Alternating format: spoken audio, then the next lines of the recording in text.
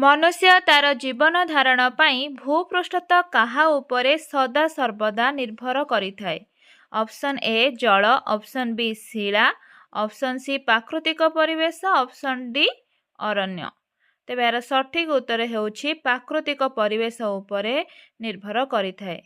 ପରବର୍ତ୍ତୀ ପ୍ରଶ୍ନ, ମନୁଷ୍ୟ ପରିବେଶରୁ କ'ଣ ସଂଗ୍ରହ କରି ତାର ଜୀବନ ଯାପନର ଆବଶ୍ୟକତା ପୂରଣ କରିଥାଏ? ଅପସନ୍ ଏ ପ୍ରାକୃତିକ ବସ୍ତୁ, ଅପସନ୍ ବି ପ୍ରାକୃତିକ ଉଦ୍ଭିଦ, ଅପସନ୍ ସି ଜଳ, ଅପସନ୍ ଡି ମୃତ୍ତିକା।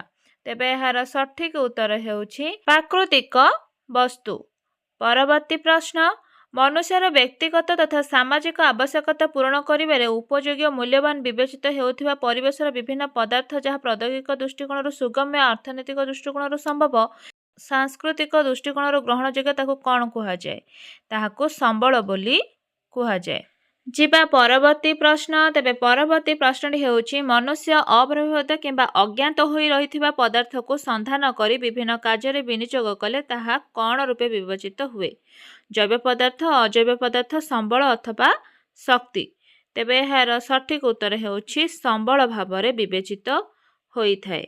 ପରବର୍ତ୍ତୀ ପ୍ରଶ୍ନ, କେଉଁ ପ୍ରକ୍ରିୟା ପ୍ରାକୃତିକ ପରିବେଶରେ ପ୍ରକୃତି, ମନୁଷ୍ୟ, ପ୍ରୌଦ୍ୟୋଗିକ ଅନୁଷ୍ଠାନ ମଧ୍ୟରେ ଥିବା ପରସ୍ପର ନିର୍ଭରଶୀଳତା ଉପରେ ନିର୍ଭର କରିଥାଏ? ଆଭ୍ୟନ୍ତରୀଣ ପ୍ରକ୍ରିୟା, ନା ପ୍ରୌଦ୍ୟୋଗିକ ପ୍ରକ୍ରିୟା, ନା ରୂପାନ୍ତରଣ ପ୍ରକ୍ରିୟା, ନା ଜୀବନ ଶୈଳୀ? ତେବେ ଏହାର ସଠିକ୍ ଉତ୍ତର ହେଉଛି ରୂପାନ୍ତରଣ ପ୍ରକ୍ରିୟା। ପରବର୍ତ୍ତୀ ପ୍ରଶ୍ନ, ପ୍ରଶ୍ନ ନମ୍ବର 6, ସମ୍ବଳର ଉତ୍ପାଦନ, ବଣ୍ଟନ, ବ୍ୟବହାର ଓ କ୍ଷୟ ପ୍ରଭୃତି ସମସ୍ତ ପ୍ରକ୍ରିୟା କାହା ଦ୍ୱାରା ସମାହିତ ହୋଇଥାଏ? ଅପସନ୍ ଏ ଜଳ, ଅପସନ୍ ବି ବାୟୁ, ଅପସନ୍ ସି ଉତ୍ତାପ, ଅପସନ୍ ଡି ମନୁଷ୍ୟ। ତେବେ ଏହାର ସଠିକ୍ ଉତ୍ତର ହେଉଛି ମନୁଷ୍ୟ ଦ୍ୱାରା ସମାହିତ ହୋଇଥାଏ। ପରବର୍ତ୍ତୀ ପ୍ରଶ୍ନ, ପ୍ରକୃତିରୁ ମିଳୁଥିବା ପଦାର୍ଥ ଓ ଶକ୍ତି ଦ୍ୱାରା ମନୁଷ୍ୟ ପ୍ରତ୍ୟକ୍ଷ ଓ ପରୋକ୍ଷ ଭାବେ ଉପକୃତ ହେଉଥିବା ସମ୍ବଳ ଗୁଡ଼ିକୁ କ'ଣ କୁହାଯାଏ? ତେବେ ଏହାର ସଠିକ୍ ଉତ୍ତର ହେଉଛି ପ୍ରକୃତିରୁ ମିଳୁଥିବାରୁ ଏହାକୁ ପ୍ରାକୃତିକ ସମ୍ବଳ ବୋଲି କୁହାଯାଏ। ପ୍ରାକୃତିକ ସମ୍ବଳ। ପରବର୍ତ୍ତୀ ପ୍ରଶ୍ନ, ପ୍ରଶ୍ନ ନମ୍ବର 8, ମନୁଷ୍ୟ ନିଜର ଦକ୍ଷତା ଓ କାରିଗରୀ ଜ୍ଞାନକୌଶଳ ମାଧ୍ୟମରେ ପ୍ରାକୃତିକ ସମ୍ବଳକୁ ରୂପାନ୍ତରିତ କରି ବ୍ୟବହାର ଉପଯୋଗୀ କରିବାକୁ କେଉଁ ସମ୍ବଳ କୁହାଯାଏ? ମାନବ ସମ୍ବଳ, ନା ପ୍ରାକୃତିକ ସମ୍ବଳ, ନା ସାଂସ୍କୃତିକ ସମ୍ବଳ, ନା ଜୈବ ସମ୍ବଳ? ତେବେ ଏହାର ସଠିକ୍ ଉତ୍ତର ହେଉଛି ସାଂସ୍କୃତିକ ସମ୍ବଳ ବୋଲି କୁହାଯାଇଥାଏ। ପରବର୍ତ୍ତୀ ପ୍ରଶ୍ନ, ମନୁଷ୍ୟ ଏବଂ ତାର ପରିବେଶ ଓ ସାଂସ୍କୃତିକ ସଂଗଠନର ମିଳିତ ପ୍ରକ୍ରିୟାରେ ସମ୍ବଳ ସୃଷ୍ଟି କରୁଥିବାରୁ ମନୁଷ୍ୟକୁ କେଉଁ ସମ୍ବଳ ରୂପେ ବିବେଚନା କରାଯାଏ? ଜୈବ ସମ୍ବଳ, ନା ଅବିରାମ ସମ୍ବଳ, ନା ବିକଶିତ ସମ୍ବଳ, ନା ମାନବ ସମ୍ବଳ? ତେବେ ମନୁଷ୍ୟକୁ ମାନବ ସମ୍ବଳ ବୋଲି କୁହାଯାଇଥାଏ। ପରବର୍ତ୍ତୀ ପ୍ରଶ୍ନ, ଜୈବମଣ୍ଡଳ ଅନ୍ତର୍ଗତ କେଉଁ ବସ୍ତୁଗୁଡ଼ିକ ଜୈବ ସମ୍ବଳ କୁହାଯାଏ? ଅପସନ୍ ଏ ନିର୍ଜୀବ, ଅପସନ୍ ବି ଅସରନ୍ତି, ଅପସନ୍ ସି ସଜୀବ, ଅପସନ୍ ଡି ସୀମିତ। ତେବେ ଏହାର ସଠିକ୍ ଉତ୍ତର ହେଉଛି ଜୈବମଣ୍ଡଳ ଅନ୍ତର୍ଗତ ବସ୍ତୁଗୁଡ଼ିକୁ ସଜୀବ ବୋଲି କୁହାଯାଏ। ପରବର୍ତ୍ତୀ ପ୍ରଶ୍ନ, ପ୍ରଶ୍ନ ନମ୍ବର 11, ଭୂମି, ଶିଳା, ଜଳ, ମୃତ୍ତିକା, ଖଣିଜ ପଦାର୍ଥ ଇତ୍ୟାଦି ନିର୍ଜୀବ ବସ୍ତୁଗୁଡ଼ିକୁ କେଉଁ ସମ୍ବଳ ବୋଲି କୁହାଯାଏ? ଅପସନ୍ ଏ ଜୈବ, ଅପସନ୍ ବି ଅଜୈବ, ଅପସନ୍ ସି ସଜୀବ, ଅପସନ୍ ଡି ସାଂସ୍କୃତିକ। ତେବେ ଏହାର ସଠିକ୍ ଉତ୍ତର ହେଉଛି ଅଜୈବ ସମ୍ବଳ ବୋଲି କୁହାଯାଇଥାଏ ଭୂମି, ଶିଳା ଇତ୍ୟାଦି ଖଣିଜ ପଦାର୍ଥକୁ। ପରବର୍ତ୍ତୀ ପ୍ରଶ୍ନ, ନିମ୍ନଲିଖିତ ମଧ୍ୟରୁ କେଉଁଟି ସମ୍ବଳର ଏକ ବିଶେଷତ୍ୱ ନୁହେଁ? ଅପସନ୍ ଏ ଉପଯୋଗିତା, ଅପସନ୍ ବି ସହଯୋଗିତା, ଅପସନ୍ ସି କାର୍ଯ୍ୟଦକ୍ଷତା, ଅପସନ୍ ଡି ସୁଲଭତା। ତେବେ ଏହାର ସଠିକ୍ ଉତ୍ତର ହେଉଛି ସହଯୋଗିତା ସମ୍ବଳର ଏକ ବିଶେଷତ୍ୱ ନୁହେଁ। ପରବର୍ତ୍ତୀ ପ୍ରଶ୍ନ, ନିମ୍ନଲିଖିତ ମଧ୍ୟରୁ କେଉଁଟି ଏକ ପ୍ରାକୃତିକ ସମ୍ବଳ ନୁହେଁ? Option A Bhumi, option B ମୃତ୍ତିକା, ଅପସନ୍ ସି ଖଣିଜ ପଦାର୍ଥ, ଅପସନ୍ ଡି ବାଣିଜ୍ୟ। କେଉଁଟି ଏକ ପ୍ରାକୃତିକ ସମ୍ବଳ ନୁହେଁ? ତେବେ ଏହାର ସଠିକ୍ ଉତ୍ତର ହେଉଛି ବାଣିଜ୍ୟ ଏକ ପ୍ରାକୃତିକ ସମ୍ବଳ ନୁହେଁ। ପରବର୍ତ୍ତୀ ପ୍ରଶ୍ନ, ନିମ୍ନଲିଖିତ ମଧ୍ୟରୁ କେଉଁଟି ଏକ ସାଂସ୍କୃତିକ ସମ୍ବଳ ନୁହେଁ? ଅପସନ୍ ଏ ଶିଳ୍ପ, ଅପସନ୍ ବି ଭୂମି, ଅପସନ୍ ସି ଅର୍ଥ ସଞ୍ଚାଳନ, ଅପସନ୍ ଡି ରାଜନୈତିକ ଅନୁଷ୍ଠାନ। ତେବେ ଏହାର ସଠିକ୍ ଉତ୍ତର ହେବ ଅପସନ୍ ବି ଭୂମି। ଭୂମି ଏକ ସାଂସ୍କୃତିକ ସମ୍ବଳ ନୁହେଁ। ପରବର୍ତ୍ତୀ ପ୍ରଶ୍ନ, ନିମ୍ନଲିଖିତ ମଧ୍ୟରୁ କେଉଁଟି ଏକ ଅଜୈବ ସମ୍ବଳ? ଅପସନ୍ ଏ ମାଛ, ଅପସନ୍ ବି ପଶୁପକ୍ଷୀ, ଅପସନ୍ ସି ଜଳ, ଅପସନ୍ ଡି ଅଣୁଜୀବ। କେଉଁଟି ଏକ ଅଜୈବ ସମ୍ବଳ? ତେବେ ଏହାର ସଠିକ୍ ଉତ୍ତର ହେଉଛି ଜଳ ଏକ ଅଜୈବ ସମ୍ବଳ ଅଟେ। ପରବର୍ତ୍ତୀ ପ୍ରଶ୍ନ ଯେଉଁ ସମ୍ବଳ ମନୁଷ୍ୟର ବାରମ୍ବାର ବ୍ୟବହାର ସତ୍ତ୍ୱେ ନିଃଶେଷ ହୁଏ ନାହିଁ ତାହା କେଉଁ ସମ୍ବଳ? ଅପସନ୍ ଏ ଅକ୍ଷୟ ସମ୍ବଳ, ଅପସନ୍ ବି କ୍ଷୟଶୀଳ ସମ୍ବଳ, ଅପସନ୍ ସି ଅବିରାମ ସମ୍ବଳ, ଅପସନ୍ ଡି ସ୍ଥାନୀୟ ସମ୍ବଳ। ତେବେ ଏହାର ସଠିକ ଉତ୍ତର ହେଉଛି କ୍ଷୟ ହେଉନଥିବାରୁ ଏହାକୁ ଅକ୍ଷୟ ସମ୍ବଳ ବୋଲି କୁହାଯାଏ। ପରବର୍ତ୍ତୀ ପ୍ରଶ୍ନ ନିମ୍ନୋକ୍ତ ମଧ୍ୟରୁ କେଉଁଟି ଏକ ଅସରନ୍ତି ବା ଅକ୍ଷୟ ସମ୍ବଳ? Option A petroleum, option B କୋଇଲା, ଅପସନ୍ ସି ଖଣିଜ ପଦାର୍ଥ, ଅପସନ୍ ଡି ସୌରଶକ୍ତି। କେଉଁଟି ଏକ ଅସରନ୍ତି ବା ଅକ୍ଷୟ ସମ୍ବଳ? ତେବେ ଏହାର ସଠିକ ଉତ୍ତର ହେଉଛି ସୌରଶକ୍ତି, ଯାହା କେବେ ବି କ୍ଷୟ ହୁଏ ନାହିଁ।